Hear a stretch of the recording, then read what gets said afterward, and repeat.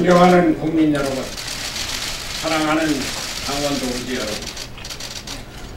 무거운 마음으로 이 자리에 섰습니다.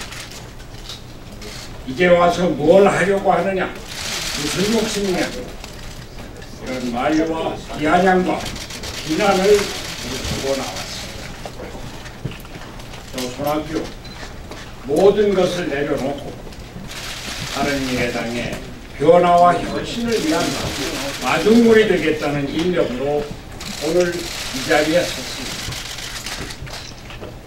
한국 정치의 개혁을 위해 저를 바치는 마음으로 여기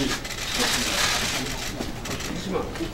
우리 바른미래당은 지방선거 이후 갈 곳을 잃고 좌절과 낙담 속에 앞이 보이지 않습니다. 다음 총선에 우리 당의 국회의원이 한 사람이나 나올 수 있을지, 과연 바른미래당이 존속이나 할 수 있을지 걱정이 대산입니다. 이러한 무기력증과 패배주의의 구렁에서 탈출하기 위한 돌파구를 마련해야 합니다. 그래서 온갖 수모와 치욕을 각오하고 제가 감히 나섰습니다. 강원 동지 여러분, 우리 당에는 어떤 다른 정당도 갖지 못한 가치가 있습니다. 안철수, 유승민 두 분의 정치적 결단은 결코 헛된 것이 아니었습니다. 진보와 보수, 영남과 호남의 통합을 통한 개혁의 정치를 이루고자 하는 바른미래당의 탄생의 대의는 올바른 것이었습니다. 어떤 다른 정당도 갖지 못한 이 소중한 가치를 살려야 합니다. 과거지향, 이념지향적 넓은 진보가 아닌 국민 생활과 국가 미래를 추구하는 미래형 진보와 반공냉전 이데올로기, 성장지상주의에 갇힌 낡은 보수가 아닌 국민의 삶을 위해서라면 진보적 정책도 과감히 채택할 수 있는 개혁적 보수를 아우르는 정당, 이것이 바로 바른미래당이 걸어야 할 길입니다. 바른미래당이 미래형 진보와 개혁적 보수를 아우르는 중도개혁 통합정당으로 우뚝 서야 합니다. 제가 강원 동지들과 함께 이 가치를 실현하겠습니다.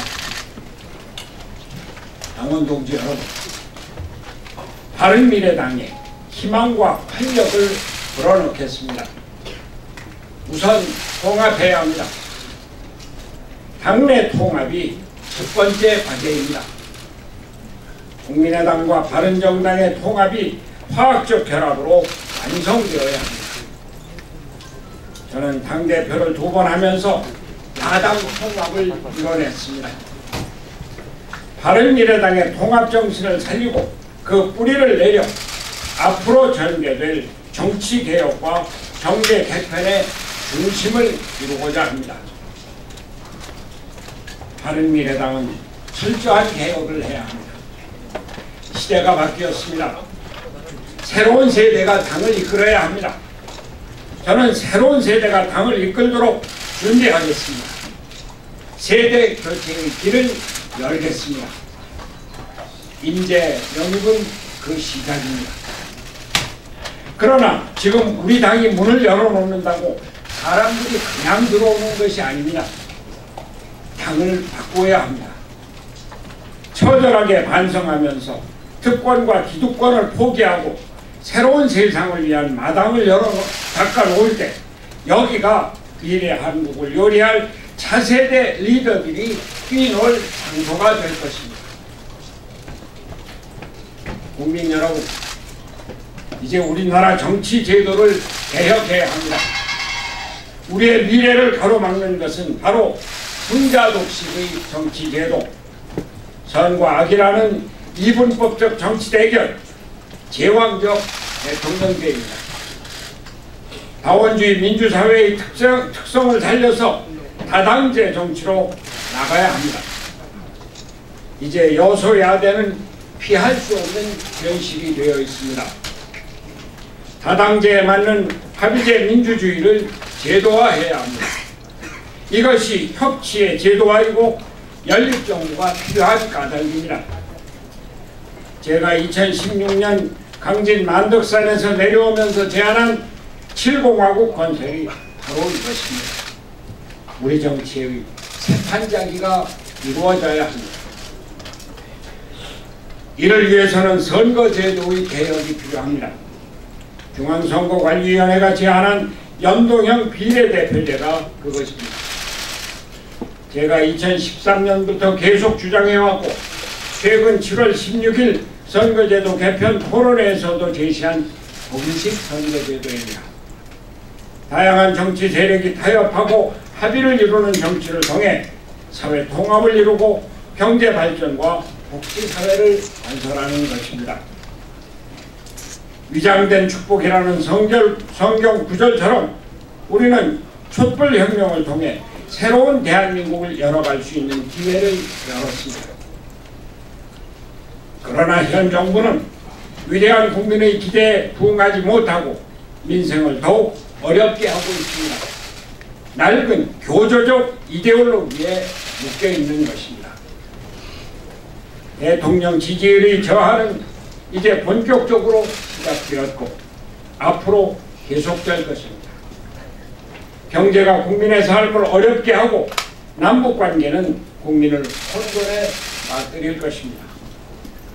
복지정책은 한계에 부딪힐 것이고 어려운 사람들의 삶은 절벽에 다다를 것입니다. 정치의 어려움이 점점 더 심각해질 것입니다. 정부도 이제는 협치가 무엇인지 알게 될 것입니다. 문재인 정부 초기부터 저는 계속 주장해 왔습니다. 협치는 야당에게 일방적인 협조를 구하는 것이 아니라 줄 것을 주고 그 다음에 받을 것을 요구해야 하는 것이라고 말입니다. 장관 자리 한두 개를 시혜적으로 주고 일방적인 협조를 구하는 것은 결코 협치가 될 수 없습니다. 국가정책의 중요한 과제에 대해서 야당과 타협을 하고 제도적으로 합의를 한 후에야 장관 자리 교섭이 가능한 것입니다. 독일식의 연립정부가 그것이고 이를 위해서는 득표수만큼 의석수를 나누는 연동형 비례대표제가 필요한 것입니다.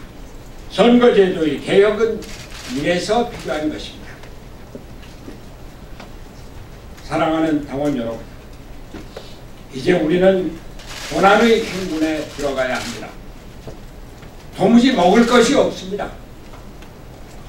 아끼는 속에서 새로운 것을 만들어야 합니다. 지지율 제고에 연연해서는 안 됩니다. 아무것도 없이 거짓 눈속임으로 국민의 지지를 올릴 수는 없기 때문입니다. 의원수 몇 개 확보라는 공약 또한 우리 스스로를 속게 합니다. 겸손해야 합니다. 뼈를 깎는 아픔 속에서 열심히 노력할 때 국민이 이를 보고 표를 줍니다.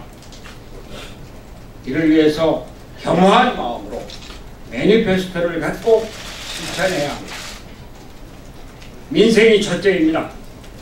경제를 살리고 국민들의 삶을 지키는 것은 정치의 첫째 목표입니다. 일자리는 복지의 근간입니다. 일자리는 기업이 만든다는 확실한 철학을 가져야 합니다. 정부는 시장을 존중하고 기업 활성화를 위한 뒷받침을 해나가야 합니다. 우리가 해야 할 것이 바로 이것입니다. 2016년 제가 했던 민심 대장정의 정신으로 우리는 꾸준히 국민의 삶 속에 들어가서 실상을 파악하고 특히 어려운 사람들의 삶을 개선해 주어야 합니다. 2011년에는 춘천에서 나올 때 함께 잘 사는 나라를 제시하면서 다가오는 복지 시대를 대비했듯이 복지 제도를 발전시켜야 합니다. 2013년에는 저녁이 있는 삶을 외치면서 사회적 패러다임의 변화를 추구했습니다. 오늘 우리는 사회의 변화에 따른 민생의 현주소를 챙겨야 합니다. 한반도의 평화는 어려움이 있지만 피할 수 없는 세계사적인 대세입니다. 평화를 위한 노력을 지속적으로 유지하고 세계와 동북아의 평화와 안정 속에서 한반도 평화와 남북의 공동 번영을 외해야 할 것입니다. 이제는 통일 패러다임에서 벗어나 평화 패러다임으로 남북관계가 바뀐 것을 인정해야 합니다. 선거제도의 개혁은 이 모든 매니페스토의 핵심입니다. 기울어진 민심을 대변하기 위함입니다. 민의를 반영해야 협치가 가능하고 연정의 합의제 민주주의가 가능하기 때문입니다. 진정한 민주주의를 위한 선거제도를 갖추어야 합니다. 중도 통합의 새로운 정치는 이렇게 시장주의, 평화주의, 민주주의를 추구합니다. 우리 바른미래당이 추구하는 제3의 길은 바로 이러한 길입니다.